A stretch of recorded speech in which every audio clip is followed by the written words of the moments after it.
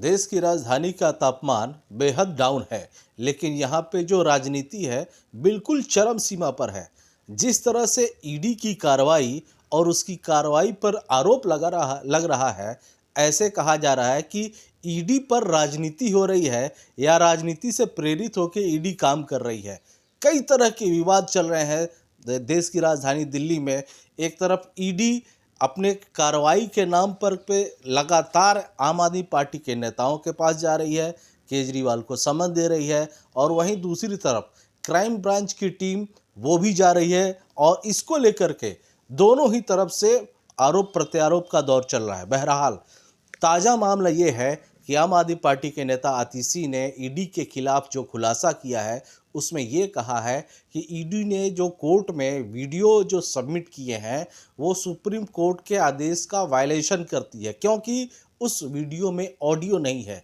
इस पूरे मामले पे बात करने के लिए हमारे साथ सोमनाथ भारती जी हैं, और सोमनाथ भारती जी इसलिए हैं क्योंकि ये न सिर्फ एक राजनेता हैं, आम आदमी पार्टी से हैं, बल्कि खुद एक वकील हैं। और ये जो मामला है ये ईडी और कोर्ट का है, तो इनसे बेहतर भला कौन बताएगा। लेकिन हम चाहेंगे कि आप जो जवाब दें वो अपने पार्टी के फेवर से ना दें, जो लीगल चीज़ें हो वही बताएं आप।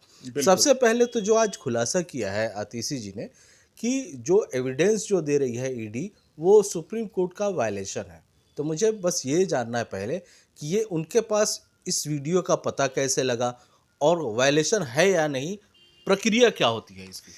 क्या होता है कि हमारा कानून मानता है कि जो पुलिस के आगे दिया गया कन्फेशन है, जब तक ये सिद्ध ना हो कि भाई उसमें कोर्शन नहीं यूज किया, उसमें इन्फ्लुएंस नहीं यूज किया, क्योंकि अक्सर हम बाय डिफ़ॉल्ट मानते हैं कि पुलिस ने कोर्शन यूज किया होगा, इसीलिए 161 का जो स्टेटमेंट्स है वो एडमिसिबल नहीं होता है कोर्ट में।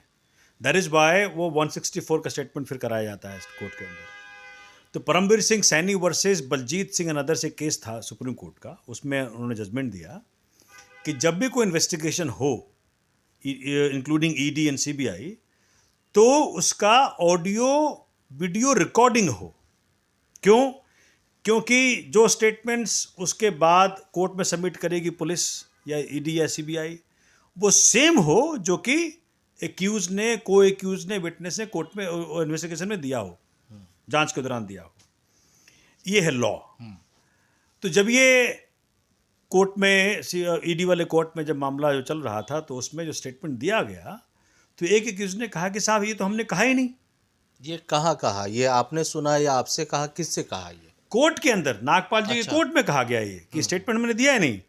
इसलिए उस व्यक्ति ने कहा कि जी मैं एप्लीकेशन लगा दिया कि चूंकि सुप्रीम कोर्ट कहता है कि भाई वो इन्वेस्टिगेशन का, उस पूछताछ का ऑडियो वीडियो रिकॉर्डिंग होना चाहिए, तो हमको वो दे दी जाए, जैसे हम मैच कर लेंगे। तो जब मांगा, जब एप्लीकेशन लगाया इन्होंने, तो अब जान के हैरान रहेंगे कि कोर्ट के आदेश पे जब ईडी ने सबमिट किया वो वीडियो, वो सीसीटीवी फुटेज, तो उसमें वीडियो तो है लेकिन ऑडियो गायब है। तो कैसे वेरीफाई करेंगे जो हमने कहा कि नहीं, वहाँ आया कि नहीं आया। इससे साफ साबित होता है कि पूरे का पूरा जांच फ्रॉड है, राजनीति से प्रेरित है। जैसे जैसे चुनाव नज़दीक आ रहा है लोकसभा का, मुझे समझ में नहीं आ रहा भाई चुनाव ही तो है, इसमें आप 10 साल से प्रधानमंत्री पहले ही हैं, अगर जनता ने आपको हरा दे तो क्या हो जाएगा? आसमान टूट जाएगा क्या? ये चलता ही रहता है। लेकिन ऐसे लड़ रहे हैं, ऐसे हर चीज़ का दुरुपयोग कर रहे हैं जैसे कि पता नहीं क्या होने वाला है। अच्छा, जो ऑडियो नहीं आया है, हो सकता है कि कोई टेक्निकल फॉल्ट हो, ये भी तो हो सकता है। तो वो, अच्छा अगर ये है तो एक Safi Mohammad versus state of Himachal Pradesh case था, 2018 का सुप्रीम कोर्ट जजमेंट है। उसमें एक सेंट्रल ओवरसाइट बॉडी बनाई गई थी। उस बॉडी का रोल यही था कि भाई जहाँ कहीं भी इस प्रकार की चीज़ें होंगी तो आपने देखना है कि ऑडियो वीडियो रिकॉर्डिंग ठीक चल रहा है, नहीं चल रहा है, और इंश्योर करना है कि वो उसके पहले चले। और उनका ये भी मैंडेट था कि भाई लिख देंगे आप उस कमरे के बाहर कि इस कमरे में जो भी पूछताछ होगी उसकी ऑडियो वीडियो रिकॉर्डिंग होगी। ये मैंडेट है। अगर इसके बाद भी अगर ऑडियो काम नहीं कर रहा है, तब तो कुछ ना कुछ दाल में काला है। और वही आधार रहा कि आज आतिशी जी ने जो सवाल किया है कि भाई जैसे देखिए बड़ा इंटरेस्टिंग है, हमने कल अनाउंसमेंट कर दी थी कि हम कोई बड़ा खुलासा करेंगे। सो अनाउंसमेंट से घबरा के या जनता का ध्यान कहीं और भटका दें, उसके लिए सवेरे कोई और रेड शुरू कर दिया। अब ज्योतिष ने सवाल उठाया है कि जी जिस प्रकार से और एक्यूज ने, जो उन्होंने कहा ना कि भाई किसी कहा कि तुम्हारी बेटी कॉलेज नहीं जा पाएगी, हाँ, ये दूसरा आरोप लगाया है। तुम्हारी बीवी के साथ ये हो जाएगा, किसी कान का पर्दा फाड़ दिया, ये सारे कोई मुजवानी नहीं है। ये सब चीज़ें कोर्ट में आई हुई हैं। ये अच्छा, जिन पर आरोप है उन्होंने ये बातें कोर्ट में लिखित में दी कोर्ट में दे रखा है, इन्होंने कोर्ट में कह रखा है। अच्छा। तो कोर्ट के सामने इसका सारा मसला है, ऐसा नहीं कि हम हवा में कह रहे हैं। तो ये बात होती है कि भाई 3 मापदंडों पे कोई भी मनी लॉन्ड्रिंग का इन्वेस्टिगेशन चलता है। पहला मापदंड है पैसे की रिकवरी। इस केस से मनीष जी के पास से, संजय जी के पास से, किसी के पास से कोई एक धेले की रिकवरी नहीं है, जो कि माननीय उच्चतम न्यायालय के सामने भी ये बोल चुके हैं ईडी वाले। दूसरा मापदंड है कि भाई कोई और एविडेंस मिल जाए जिससे कि प्रूव हो कि भाई पैसा तो गया था, तो जाने का कोई एविडेंस मिले, कोई ट्रांसफ़र का, कोई एक्सचेंज का एविडेंस मिले, वो भी नहीं मिला। तीसरा मापदंड था कि भाई जो स्टेटमेंट्स मिले उसमें कोई सत्यता हो। अब स्टेटमेंट्स को अगर आप इस प्रकार से तोड़ मरोड़ के पेश करोगे, अपने राजनीतिक आकाओं से उनके आदेश से पेश करोगे, तो ये तो बहुत ही चिंताजनक विषय है। और माननीय उच्चतम न्यायालय, चूँकि माननीय उच्चतम न्यायालय संविधान की प्रोटेक्टर है, गार्जियन है, उनकी ड्यूटी है, जो बड़े हैवली आए हैं वो। अगर आप देखें उनके दूसरे केस में, चंडीगढ़ मेयर के जैसे छोटे चुनाव में जो धांधली की गई, शुक्र है कि सीसीटीवी फुटेज में आ गया, नहीं तो कोई नहीं मानता हमारी बात। माननीय उच्चतम न्यायालय ने साफ साफ कहा है कि भाई ये लोकतंत्र की हत्या हो रही है, ये तुम्हारा कौन सा प्रिसाइडिंग ऑफिसर है, चुनाव ऐसे करवाते हो क्या? तो मैं थोड़ा सा और उम्मीद कर रहा हूँ माननीय उच्चतम न्यायालय से कि क्यों ना सवाल वो पूछें कि क्या तुम लोकसभा चुनाव ऐसे कराओगे? क्योंकि आज देखिए, सोमनाथ भारती रहे या मरे, फर्क नहीं पड़ता। केजरीवाल जी भी आज हैं, कल नहीं रहेंगे। नरेंद्र मोदी जी भी आज हैं, कल नहीं रहेंगे। अमृतसर कोई नहीं आया है, लेकिन देश रहेगा, संविधान रहेगा, व्यवस्था रहेगी। तो हम सब का कर्तव्य है, दायित्व है कि इस देश के अंदर जो संविधान का वर्चस्व है वही रहना चाहिए। माननीय उच्चतम न्यायालय ने साफ साफ पूछा, अब जवाब देगी बीजेपी। मैं तो कह रहा हूँ कि इस पर से और क्या प्रमाण चाहिए आपको? तो आज बीजेपी हर कुछ वो कर रही है जो नहीं इसे करना चाहिए, जो असंवैधानिक है। झारखंड देख लें, झारखंड में बसी बसाई सरकार, सिटिंग चीफ मिनिस्टर को अरेस्ट कर लेते हो। उन्होंने साफ साफ सदन के पटल पे कह दिया कि भाई अगर मैंने कभी 8.5 एकड़ लैंड खरीदा हो तो वो पर्चा यहाँ फेंको और मैं रिजाइन कर दूंगा। तो मुझे लग रहा है कि ये सब चीज़ें एक चीज़ दर्शाती है कि जो हो रहा है वो देश के लिए ठीक नहीं है, संविधान के लिए ठीक नहीं है। हम सबको as an individual, as a lawyer, as a जज, as a media person, as an Indian citizen, हम सबको सवाल उठाना चाहिए कि अगर हो, अरविंद जी तो वही कह रहे हैं, अगर है तो मुझे टांग दो फांसी पर। लेकिन तुम बार बार मुझे भेजते हो, कहना क्या चाहते हो, मेरा नाम क्यों ले रहे हो?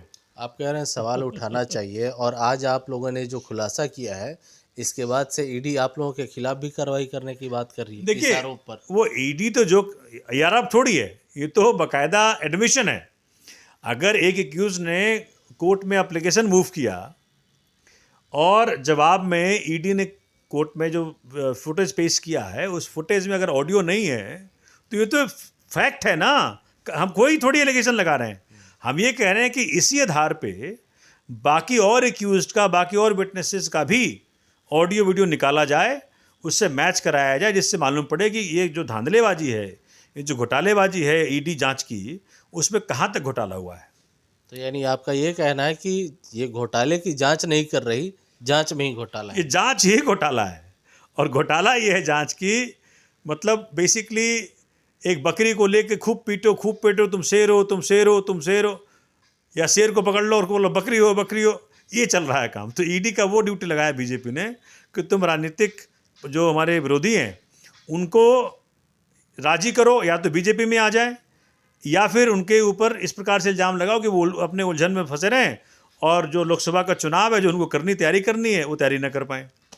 ये तो आपने टेक्निकल बातें कही। अब ये क्योंकि ये राजनीति से प्रेरित है, राजनीति का मामला है इसमें, तो जो इस पर पक्ष की, बीजेपी की जो प्रतिक्रियाएं आ रही हैं नेताओं की, वो आप लोगों के बेहद खिलाफ है कि आप लोग भ्रष्टाचारी हो, कानून नहीं मानते हो, समन पे नहीं जाते हो और झूठ मूठ के आरोप लगाते हो भ्रष्टाचार करने के बाद भी।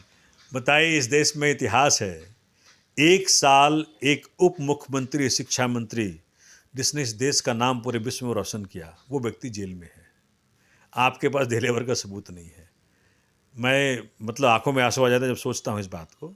लेकिन हाँ, जो भगत सिंह के साथ इन लोगों ने किया, अंग्रेजों ने तब किया, वो ये कर रहे हैं हमारे साथ आज। लेकिन इतिहास याद रखेगा।